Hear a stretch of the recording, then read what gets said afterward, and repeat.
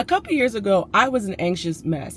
I was clinging on to every text and I was overthinking every interaction. Does this sound familiar? I found the power of detachment and I went from constant worrying to being super confident. If you are tired of feeling like an emotional prisoner, stick around because I'm going to talk about how to detach, how to finally have peace, and how to just feel emotionally free. You got to think about what are the things I am attached to, right? Because you can cling to people, to things, to situations. There's different types of attachment, and it's really important that you get down to the root of what you're feeling attached to. I know for me, it's a couple of layers. So we look at this bigger layer of, inner child healing. It was definitely my father, right? So my mom and dad divorced when I was age 9. And essentially from that young age all the way through up to college, right? My dad was basically not in my life. And I felt like I was looking for him in men, right? Very early on, I was looking and trying to fill that void of being like I was abandoned and feeling like I did not have a father figure. And I personally feel that this showed up in my first real relationship where I just felt so anxious being with my boyfriend. Like I overthought everything, every word, I was jumping to conclusions. And all of this was because I was seeking my father's love and I was trying to fill the void of feeling abandoned. And I was scared. Like I genuinely was like, oh, like, did I do something? Or is there something going on where you're going to leave me? And it was constantly a challenge in our relationship. And where it got to a different level, and I was like, okay, this is too much, was my girls were like, hey, let's go out, let's go to the movies. And I told them no, because I was like, I'm waiting for a phone call. I'm waiting for my man to call me because we were supposed to be doing something, right? And that is when I realized that my anxious attachment was essentially changing my whole life, right? It was literally making me in a chokehold instead of feeling free to explore and to do the things that I love. So the first thing I want you to do, ladies, is I want you to get out a journal, or if you're like me and everything needs to be digital, I use my phone, my notepad, and I want you to write down 3 things that you are worried about or anxious about losing, or things that you personally are afraid that you'll never be able to achieve. And I like doing this because you just are facing it head on and you're putting it out there in the world, like what you are feeling anxious about. And I personally feel that when you do this, you're able to get down to the root of why you feel this way. So our attachments a lot of times come from childhood, right? And I talk a lot about this, of the power of inner girl healing, because I definitely feel that a lot of the challenges that we face as adults is essentially another way of mirroring what happened in our childhood, right? And this can come into the form of past traumas. It may be that you came from an unstable environment. Sometimes it's not even like a specific trauma. It could just be that you didn't feel enough affection from your mom or your dad. And a lot of times there's actually a lot of data that shows that if you don't get that affection and love very early on as a child, it starts to show up in our different attachments when we are much older. It may also be a fear of abandonment because your home was just never stable. Maybe certain people who were adults in your life, because it's not always your mom and dad. Maybe it's an uncle, an auntie, a grandma, a grandpa, but they were in and out of our lives, right? And so in that moment, you just feel like everyone's going to leave you. You have to do that healing to understand that love comes from you. Love comes from self, right? When you feel love with yourself and you feel happiness within you, then everything else starts to fall in place. And really, you should look at it as like love that's external, that's outside of you, is actually abundant. It's coming and it's like an overflowing of the love that you already have. So I know for me, right, where I have challenges with attachment, and this is again how I started to shift, was recognizing that it came from my father. And I talked about this earlier about how he was literally in and out of our lives for a very long time. And I had to make the decision to do the healing, right? I did. Because if I waited around for my dad, it was never going to happen. He is an African parent. They don't believe in counseling. They don't believe in therapy, right? I had to be the one to recognize this pattern, this issue, because I started to realize that in my relationships, and it was very apparent in the relationship that I had that was over 5 years, that I was being clingy and overthinking and anxious because I was viewing my father again. And I had this huge fear that I did not want him to abandon me, right? I had to recognize where that was coming from. And I started to do the inner work in order to heal that inner wound. For this step, ladies, I want you to reflect on your childhood. I really want you to go all the way back and reflect on any anxious or anxieties you may have had when you were growing up. And you can do this in a couple of ways. You can visualize. So sometimes I may take a literal picture of me. There's a specific picture that I always look at when I was age 9, and I use it as a way to reflect on who I was, what did I think I was going to do, the dreams I had, and like what was my state of mind at that specific age. But then you can also write to her. You can literally write to your inner girl, and it's almost like a big version of yourself connecting back to your younger version. And so this may look like, dear little Chica, and then you just write about all the thoughts and all the feelings that you had. Also, what I love about this activity is that it just helps you to get to the roots of the challenge, and you start to recognize that it's not the stuff that you're doing over here. It's actually something that happened 15 years ago, 20 years ago.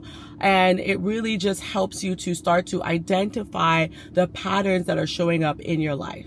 Okay, ladies, so now that you started to recognize the root of the issue, why you're feeling anxious, what is happening, the history, like really getting down to the bottom, right? Because once you get to the bottom, you can now start to detach. So the first step of detaching, right, is to start to practice mindfulness. And it's so important that you get it here. It's a mental thing. Everything is mental. It's all right here. And when you start to practice and really start to embody a practice of mindfulness, that is when you really start to see the shift in your life. And practicing mindfulness is so important because it creates an emotional distance from your thoughts and your feelings, right? It starts to make you to observe and be more mindful of how are you truly feeling so that you can get to the roots and start to really detach from the people and the situations that are making you anxious. So one thing you can do here, ladies, is you can start to use the stop technique, right?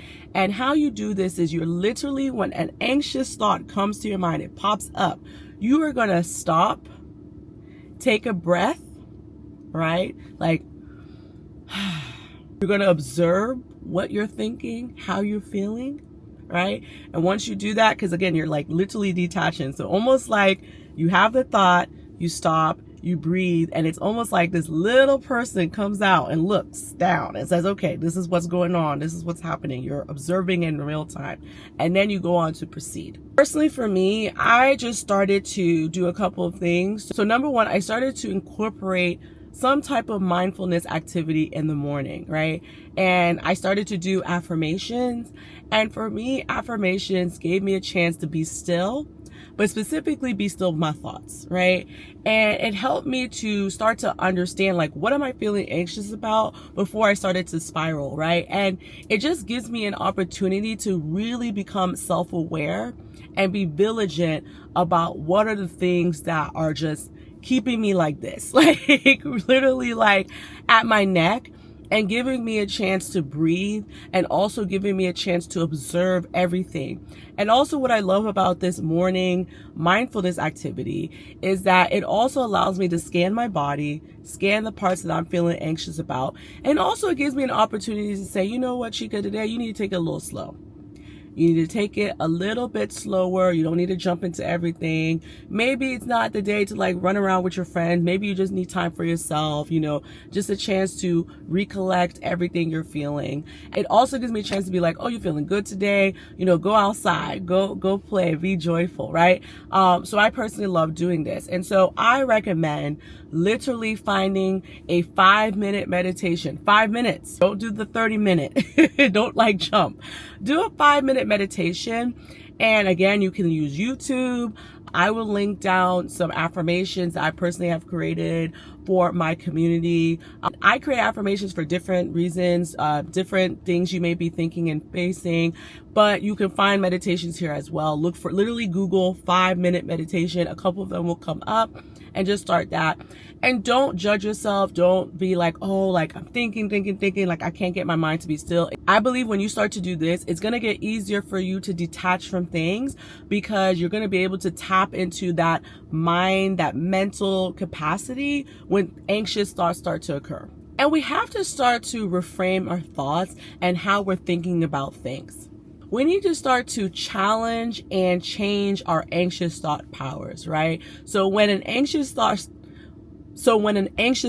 starts to pop up in our mind, we need to be like, wait, why do I think that way? Is that accurate? Is that true? Right? Or is it just me spiraling into another anxious emotional roller coaster? So I'm going to give you a great example that everybody feels all the time. So let's say you text a guy and you're like, wow, he has not texted me back in like 6-7 hours. He doesn't like me. He doesn't care. He doesn't want to continue, all the different things, right? But I want you to challenge that thought. And I actually want you to reflect on, okay, is it that? Or he just may be busy at the moment, and whether he texts me back or not, his text does not define my worth. Just because a man doesn't text you back, it doesn't mean nothing. It doesn't mean nothing, because a lot of times what it actually means is he is dealing with his own stuff. He is busy. He is emotionally immature. Like, there's so many things that has nothing to do with you. And so I want you to start to go into that mindset and start to reframe when you start to have anxious thoughts around certain people or situations. Is that actually accurate? I also want you to look for evidence. Is there any evidence that is true, or it's more coming from you?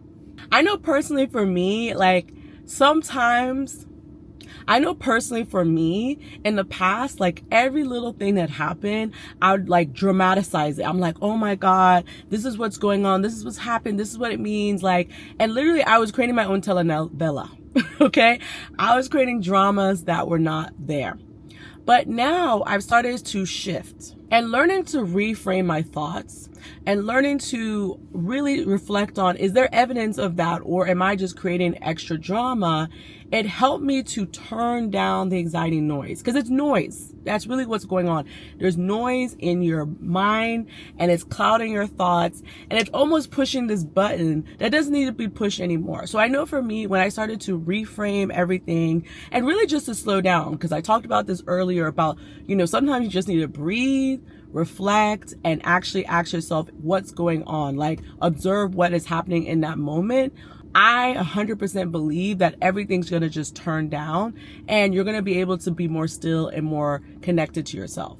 So this is a huge one, which is creating healthy boundaries. And wow, like I feel like when you start to protect your energies from people who are draining you, people who are putting you on an emotional roller coaster, it's a real game changer. And it really starts to help you to lock down on how to detach from people, right? So a perfect example of how this looks like is, your girls or a man maybe asks you for plans, right? And maybe you woke up that morning and you're like, I need time for me. I need time for me. I need time for self-care. I need time just to like be in my thoughts and just be connected. And going out right now is not a good idea. When you start to move like that, that's a game changer. Okay. When you start to like really be self-aware at that level, then you can detach from anything, right? And so I know for me, being able to say no to plans, like even though you want to be outside, I really think that's helped me, and it's helped me to start to establish healthy boundaries. So I want you to start to reflect on the areas in your life where you need a healthy boundary. And I believe that one way to do this is to, number one, start to look at people in particular that are draining, right? Maybe it's your family members, right? Maybe there's a guy you've been dating and you're like, I'm really just in this relationship because I just want to say I'm in one, but he's actually draining me. Maybe it's a friend, right? And I want you to start to put distance among these people, because when you start to literally pull your energy away from these people, you're detaching, right? And I know for me, being able to say no, right, and being comfortable with that, I know there's a book about the power of saying no.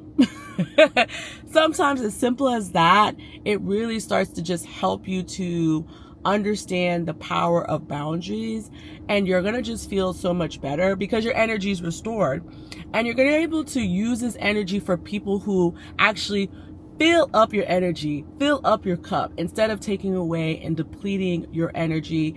And just really people who don't know boundaries, right? There are some people that just don't understand it. They don't like them, but you have to be okay with that. And also understand that if they are really your friend, your family member, whoever, they're not going to feel any type of way if you say no to their plans. They're going to understand, especially if you just say plainly why or what your challenge is or what's happening. The right people in your life are going to understand. Now, let's talk about self-love and acceptance, because you cannot detach from anything if you don't have that, okay? And it comes in different forms. It's not that like, oh, I love myself, girl, and I look good. Like, no, I'm talking about at that deeper level where you totally accept who you are and totally accept yourself. And, a couple of things here is being able to celebrate your small wins. It's not every little thing like, oh, I bought a house, I have a baby, I have a man. I'm talking about the little things, like someone said something to you at work, right? Like complimented you. Maybe you got the right email. Maybe someone smiled at you, like whatever it is, but being able to start to celebrate those small wins. Again, we talked about healthy boundaries. So being able to create self-care, because when you create healthy boundaries, then you also start to create a level of self-love and acceptance for yourself, right? And I know for me, what started to happen, and, I did this the other day when I was praying, was like first having gratitude, right? And actually, this is an activity that personally I need to get back to. Life be lifing sometimes, but being able to write down 3 things that you're grateful for every day. And what I love about this is that when you start to have those hard days, when you start to really be in your thoughts and you're like, oh, I'm so anxious, like this is going on, this is happening, this, and like you're just spiraling. If you just simply pull out that journal where you're writing down everything you're grateful for, it changes everything. It literally changes everything. And you're like, wow, I actually live a beautiful life, an abundant life, and everything is working for me as it should, right?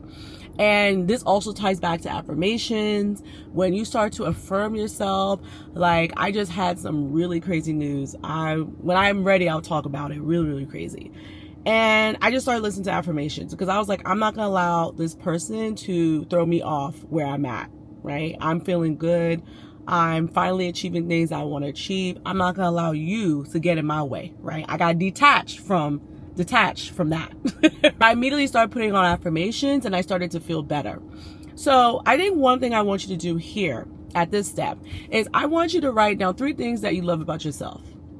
And use that as a reminder of you, your beauty, the inner beauty, and your uniqueness. And I also feel that it's going to really start to help to level up your sense of self-love. So another step is embracing uncertainty. And woo, this is a hard one, y'all. This is probably the most difficult one. That's why I put this at the end. Because if you can do everything else that I outlined, then this right here is really just going to take things to the next level. And I think it's number 1, letting go of control, right? Which is something I personally had to deal with. And also understanding life is unpredictable. Like the news I received yesterday, yeah, like maybe my intuition told me certain things, but it was still unpredictable. And you have to embrace it and you have to ask yourself, okay, how do I move forward? How do I move past this, right? I know for me, when I started to connect with my partner, I realized that, wow, I have control issues. Like I literally feel like I have to control everything. And when I started to work with a therapist, I started to recognize that, again, like childhood, I always say everything goes back to the childhood. I started to recognize that my sense of control came from the fact that my parents divorced and feeling like I couldn't control that moment. And it started to spiral into my adulthood, right? So I need you to start to really reflect on, okay, like what part of your life do you feel like I'm trying to control? Because life comes at you. Life is flowing. And understanding that, I believe, is going to help you to start to really get into this mode of detaching from things, detaching from people, because you can't control a person. You can't control how they move. You can't control how they react towards you. All you can do is control your reaction, right? And all you can do is control your own emotions and how you show up, right? So that's really important. And also here, it's about understanding that change is an opportunity for growth. And I know for me, there was a company where it just did not end well, right? It was the last company I was at. There was just so many passive microaggressions, things of that nature. And instead of me getting upset about this situation, because I was excited about the job, what I realized was like, wait a minute, I am working on something on the side that has potential to be my full-time work, right, as entrepreneur. So instead of me getting fixated and trying to control that situation, I embraced the uncertainty and I said, you know what, let me lean into my passion. And it gave me the opportunity to become a full-time entrepreneur, and I'm loving the life that I'm creating. So start to view change and things that are uncertain as ways to grow, ways to embrace just life, and starting to shift your mindset literally to a life that is flowing and abundant versus trying to control that scarce thing that is right there in front of you. Now, I need you to understand that everything that I outlined here is the cycle. You got to go through it again and again and again and again. So always take time to go back to this video and don't beat down yourself if you're like, oh, I've not mastered this step, or I'm still trying to have control. I don't want you to do that. I want you to understand that it's a cycle, but you're definitely going to get to the level of when you're going to be able to detach.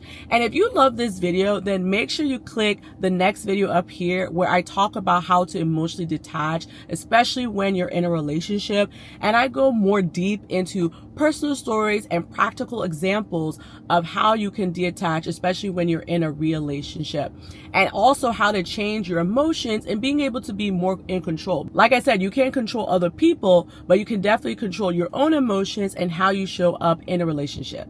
And remember, ladies, detachment is not about not caring, but it's about caring for yourself first. Now, of course, if you love this video, always come back to my channel. Make sure to like, comment, and also comment to me how you're doing this, how you're implementing this. I want to hear from my ladies.